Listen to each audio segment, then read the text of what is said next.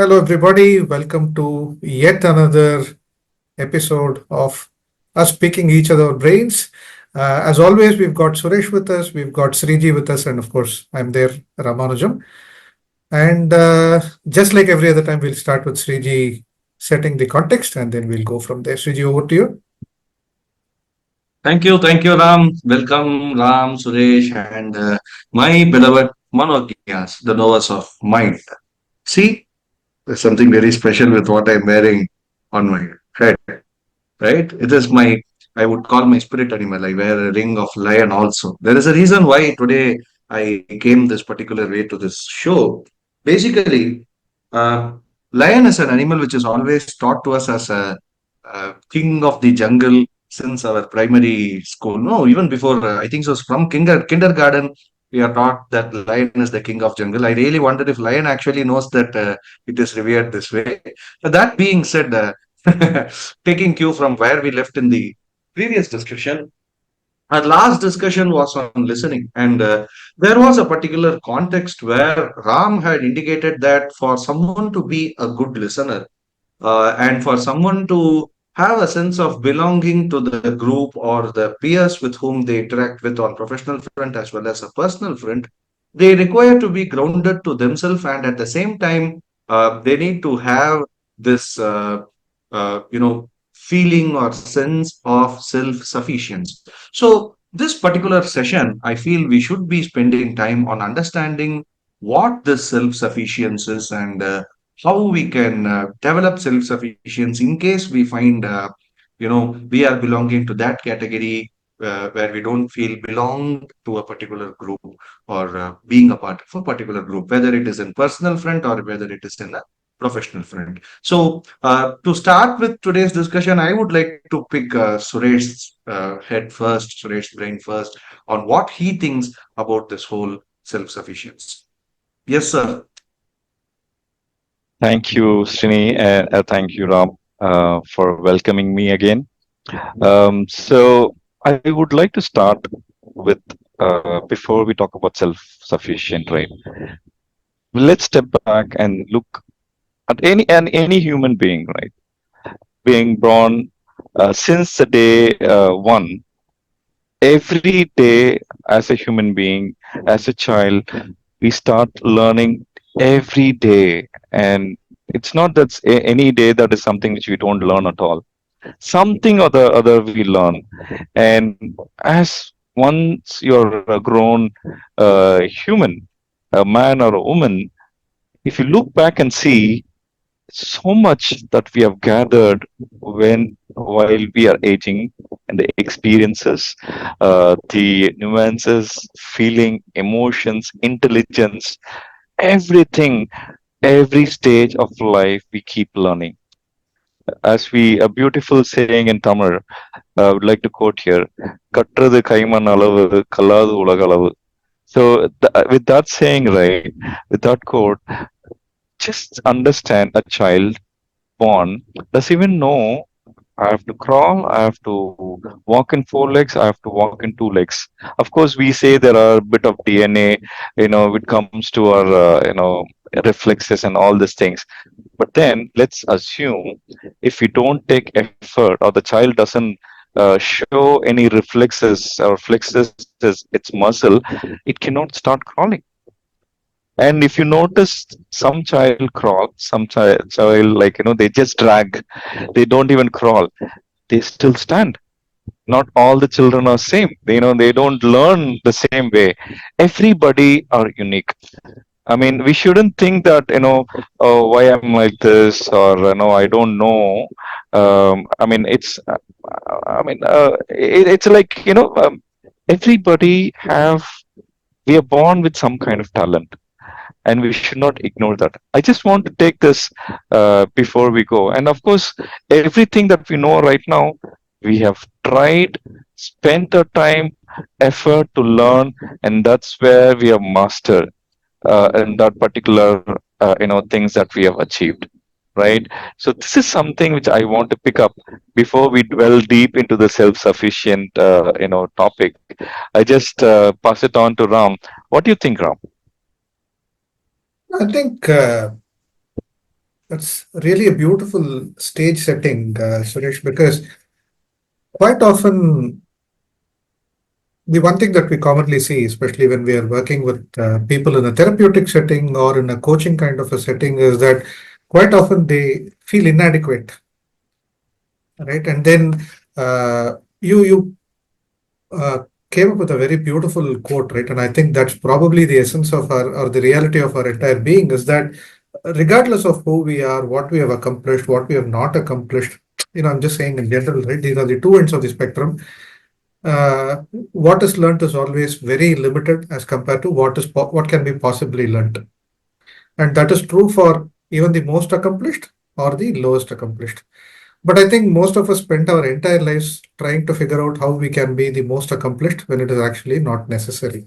So, in that sense, I think you came up with some really beautiful examples, right? Even when we talk about the developmental aspects of children, quite often children, we say that's the inspiration, right? Whenever we fail, people say, look like a child who keeps falling so many times before he or she learns how to walk. We also will fail Yeah. and we learn how to walk. The conventional wisdom that we always get, and we often ignore conventional wisdom as simple, but that's actually a really deep truth, right? So I think we have to instill that mindset. I think that is very, very important for us to start feeling adequate in that what is there is so huge that everybody around knows as much as I do. Everybody around is as accomplished as I am, but it may be in a different domain of life. And we may be good in one, they may be good in another. That doesn't make anybody inferior or superior. We're all pretty much equal. It's a kind of an end state that we need to get to. So on that sense, I completely kind of agree with you. Srinivasan, you have something you want to chime in with or ask I here? really appreciate the way Suresh has given the whole topic a start.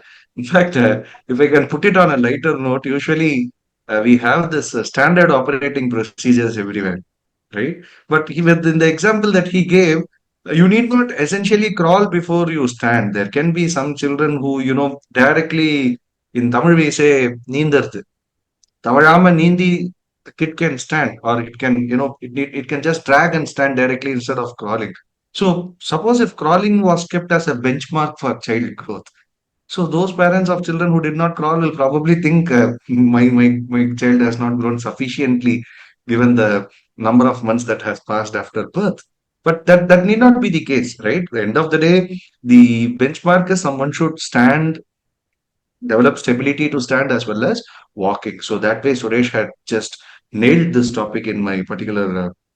Really liked the way he had put it. So there is only a common operating procedure. Sometimes nature has a special operating procedure also. So SOP need not mean standard operating procedure. Okay, that was something very light. So coming back to what we wanted to say, Ram, you had very beautifully insisted on having this feeling of adequacy, which we Hmm. can, I think so, call conveniently as a surrogate of self-sufficiency. So that being the case, can you formally define or sort of give an understanding of what the self-sufficiency is or what it is to feel self-sufficient before we dwell deeper into why and how aspects of self-sufficiency? Both of you, of course. Sure. So, in very general terms, when we say a person is self-sufficient, right, or a nation is self-sufficient, or any entity, right, means that that particular entity, whether it's a person or a nation or an organization, is capable of taking care of its own needs on its own for most parts, right? It doesn't have any kind of a significant dependency on another entity to fulfill its own needs. In this context, I think at some point we'll depart from the using the term self-sufficiency. But in this context, if we are talking about psychological self-sufficiency, right, or psychological adequacy, because we use that term a little bit also, right? It fundamentally means that if I claim to be psychologically inadequate and psychologically self-sufficient, it means that I have a fair degree of awareness of who I am, right?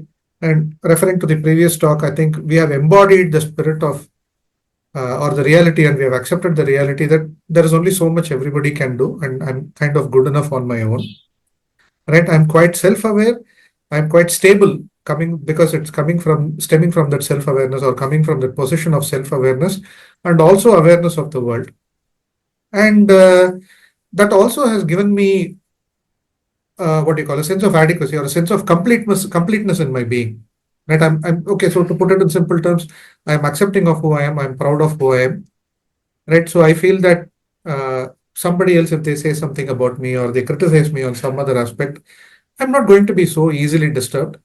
And I have the ability to continue to remain in a psychologically balanced state and probably assess any input that comes in, whether it is from myself, whether it is from outside, in an objective manner, and see whether it is, there is some sense in trying to pursue it.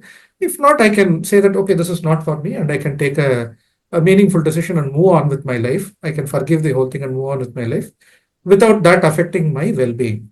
So, from a psychological sense, we can define self-sufficiency as a high degree of stability, a high degree of self-awareness, and an ability to take challenges or take anything, any feedback or even criticism that comes in objectively, and the ability to process it objectively for leading a fairly stable life. Srikar. So, Suresh, anything you would want to add on this front?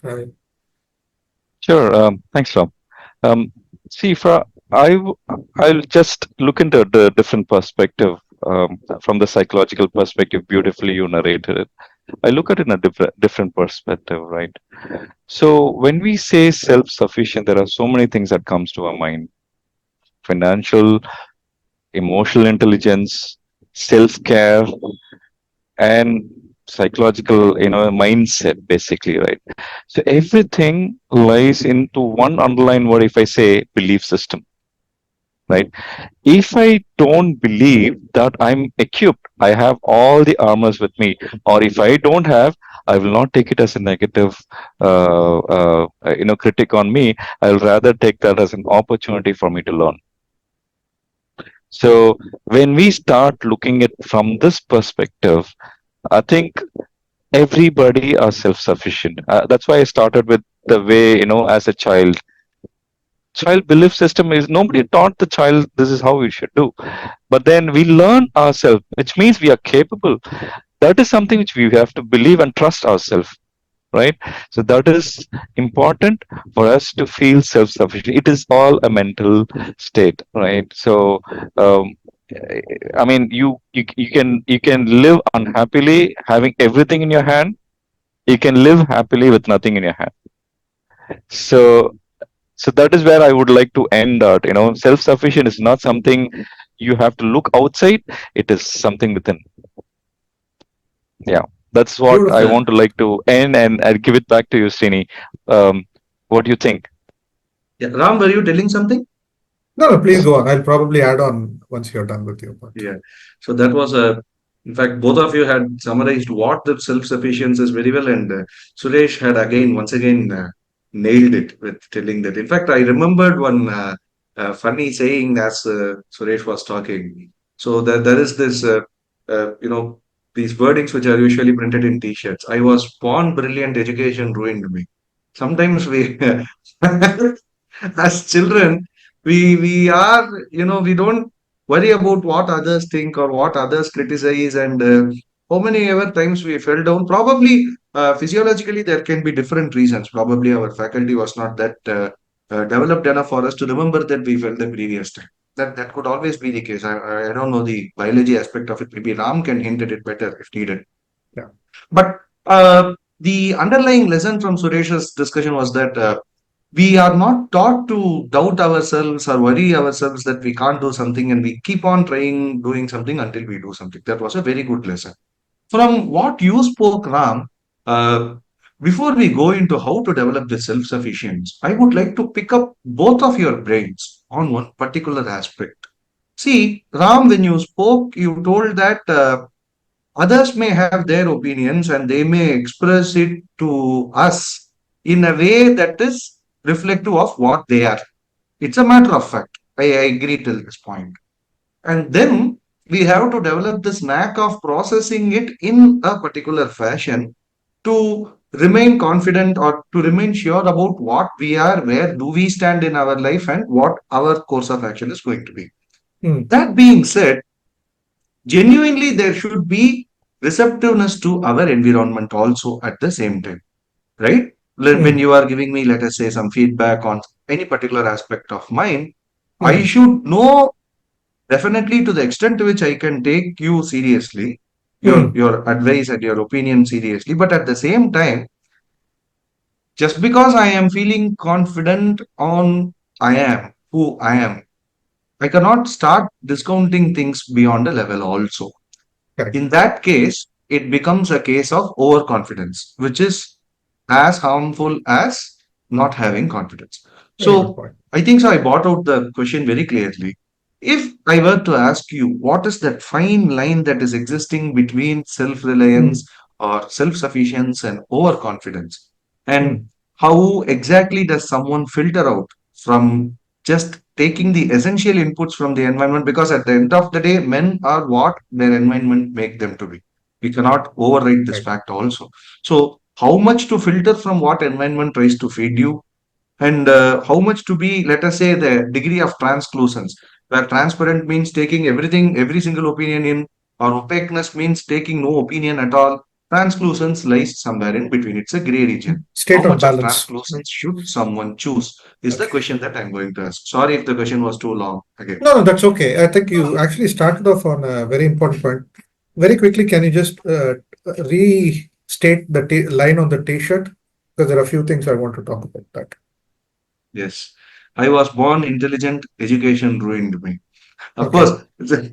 I'm not vouching for it. I just took it as a No, funny note. Yeah. one on a more serious note, I think if we can rephrase that statement, I was born intelligent, Mm, education ruined me. If we rephrase that statement as I was born enabled to develop and grow, I was born enabled or I was born mm, equipped, but conditioning mm. ruined me, is something that we see in Awesome. experience. Okay, so Brilliant. we Brilliant. should not, yeah, we should not discover. And you also kind of added on later when you said we are significantly what our environment makes us out to be. We may have genetic predisposition, we may have a biological predisposition, right? But what our culture, our society, our environment makes us is at the end of the day what we become as a product, right? So there is a significant degree of influence, which in a way leads to a lot of beliefs that we have. I think Suresh will talk about it shortly, right? So at the root of uh, why people don't feel that self, it's quite simple. No, see, I have a degree of confidence. I have done things in my life where I've learned to walk, to go to school, to study a language, to study some subjects. I've grown up in life.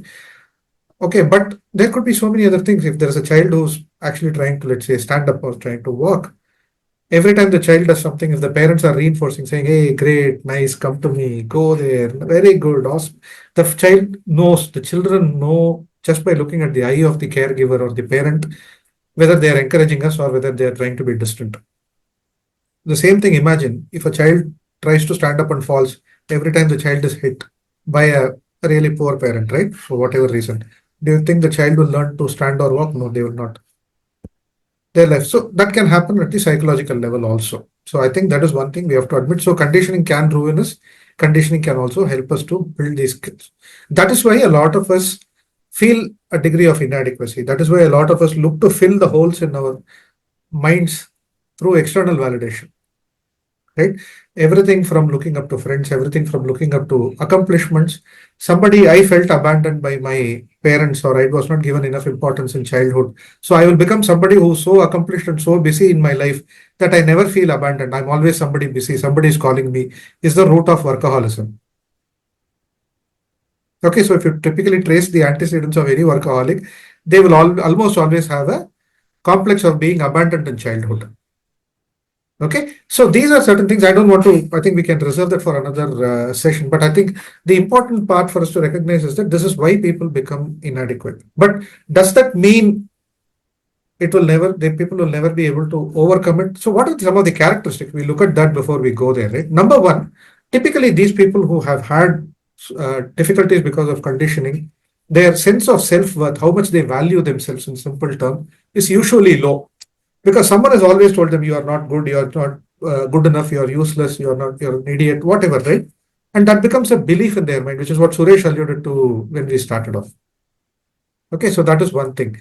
Then the second thing that we can talk about is uh, they anchor themselves too much on either their success or failure. They cannot detach themselves. Okay, fine, good has happened, fine. What is the next one? That's why if you look at really successful people, right, or for real people who are really, really successful, really accomplished, whether they succeed or fail, they are able to uh, maintain a balance. To quote the Bhagavad Gita, talks about Sukhe Dukhe Same Kritva Labha Labho Jaya Jaya, right? And quite often we see, I've been running some sessions recently also, quite often I see this big paradox. People who are really, really have come good distance in life, baselining on who they themselves were at some point, not on the basis of some universal standard or anything, right? From where they were to how far they have come, they're phenomenal. I tell them openly in my sessions that I'm really inspired by you. I want to be like you, right? I've not accomplished half of what you've done.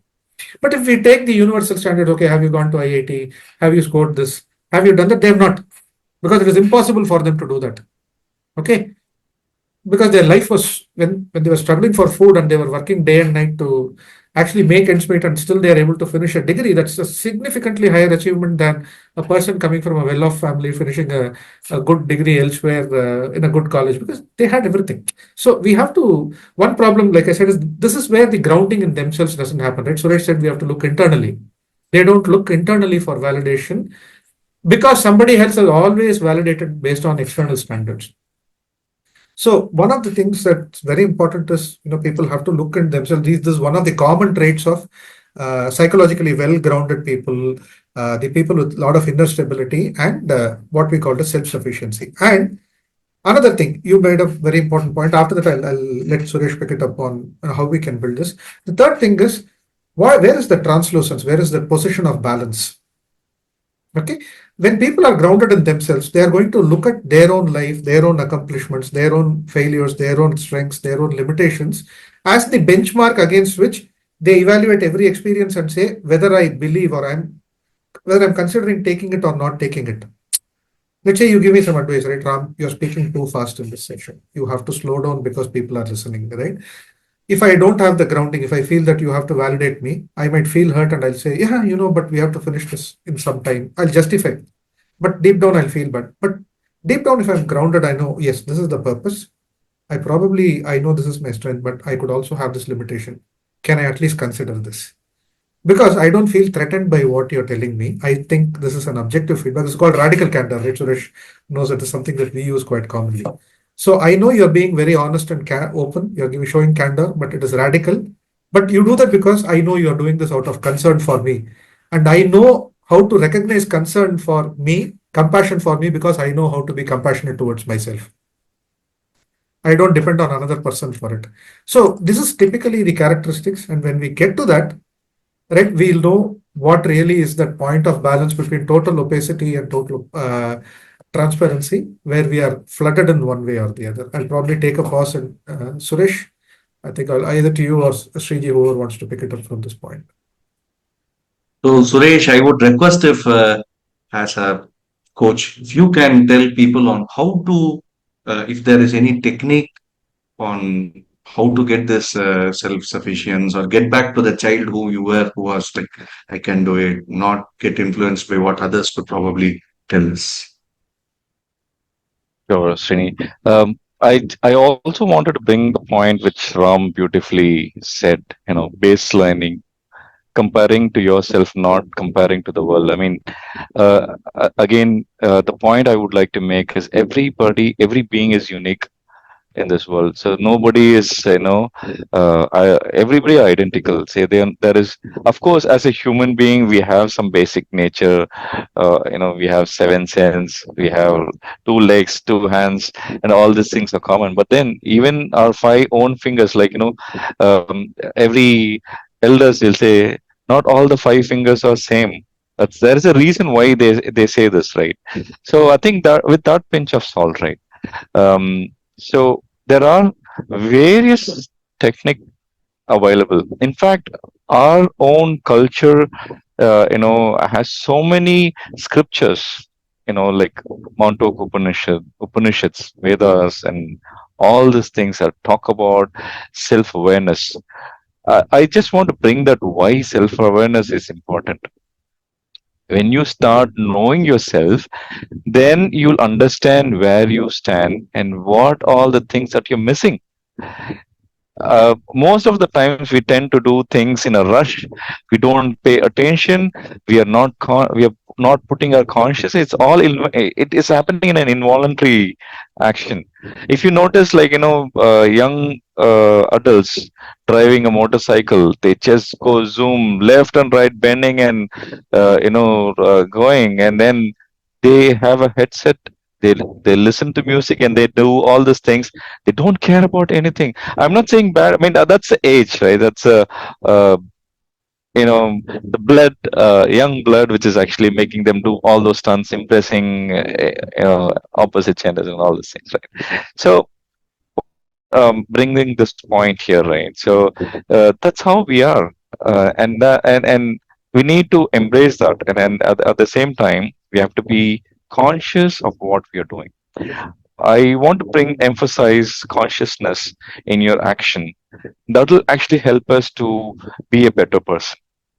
Now we are doing in a rush, and we are not tending to attain, getting to the details of. We don't observe our things around. We just keep doing it, and then when we put our conscious effort in everything that we do, we learn things in a better way. It will open a beautiful world. For example, let me tell you, paying attention to your daily course. We just eat our food, watching mobile, and then eating food. We don't connect with the food. And everything, all these five elements, right, works together for us when you put our consciousness. If we don't, I mean, it is there. We are doing that as an action. It doesn't go well. We don't merge with those, elements, that helps us to be what we are. So I would like to talk about one technique which we use as a life coach, which is ladder of inference. Basically, there are seven steps in this ladder. Okay, so any conversation you can observe, you can apply this technique to yourself. So the first step, right? Anything like when I'm talking, probably Srini or Ramanujam will go through this ladder of inference. I can tell you how, right? So let's say first, when I'm talking and I'm saying something, first you'll observe, you collect data and the experience that I'm sharing. That's the first layer. And then next, you will start looking at only data. The data and experience will be gone. You'll only look at the data. Then from the data, you will start add meaning to it. So now the meanings are again in note here, like the meanings can be it's your perception, it's your belief system, it is your cultural and personal values, right? The meanings are not from the dictionary. So the mind works in that way. So it adds meaning to the data that is gathered. So now after collecting the meaning, now mind it moves into the next step of assumption. Okay, I'll start I'll start reacting. I'll start inferring. I'll make assumption. Oh, why he's talking like this? Why his hand movements are like this? And why is there a red thread on his wrist? So you start now observing to the other details. And you start assumption. Then you will draw conclusion. Now when you draw conclusion, that is where you're now judging, right? You're judging the person. Now, once you conclude that the next step is belief, then you'll believe that okay, Suresh is like this. He's going to talk like this. His hand movements are like this, and he will do a slow talk, and it brings us all these points like a life coach and all these details. So belief system works. Now, after belief system, now next is your action. If you like it, you will start using this and acting upon it, or you'll build your own belief system. You'll start acting in a different way, or probably your understanding is wrong. Now let's say if it is all going well, your action also reflects accordingly. Now let's say you observe your observation, the basic layer on the data and experience, you picked up the wrong data and experience. Now the next layer is impacted, The next layer, meaning goes wrong, assumption goes wrong, conclusion goes wrong, my belief system is shattered, and my action is accordingly. So, if you put a conscious effort in understanding this, when you're listening to yourself, or when you're listening to somebody, you go through this ladder, silently observe this. Maybe you can do it as an exercise. Maybe you can take this as one trial. You can run this to anybody you do. We will do this unconsciously or subconsciously. This ladder of inference will keep going in your mind. Maybe we'll jump from data to straight away to belief system. Sometimes we do that, but then definitely these 7 steps somewhere or the other will cross. So that's where I feel I applied this to myself. Then I started understanding how much of assumptions and how much of judgments that I make. Now, again, the last topic that we discussed about listening, this ladder of inference is a very good technique when you want to listen to yourself and to others. And this is something which I also applied, and this is wonderful technique I tried. You can try it try it yourself, and you can experiment, see how it is beautiful, how beautiful it is, and how helpful it will be. How do you see? That was really great. It was really, we all of us had a chance to know this new technique called the ladder of inference. Thanks a lot, Suresh, for bringing that to the table. That was, I think so, a very wonderful session today that we had on this concept of self-sufficiency, and Ram had very beautifully elaborated why it is important, how to gauge your level of self-sufficiency, and not to confuse that with being sort of overconfident. And Suresh had very beautifully brought out this concept of ladder of inference and gave that as a tool for us to probably a tool or a gauge for us to understand where we stand sufficiently and where our interpretation stands eventually, because that's how we are going to see how others see us as well as we see us in the eyes of others. We will continue in another session on similar topics like this. Thank you. Thanks those who had also questioned us on to elaborate this concept of self-sufficiency as well as the art of listening. Thank you. Thanks, Ram. Thanks, Suresh. Thanks, everyone. Thank you. Thank you, everybody. Take care. Take care.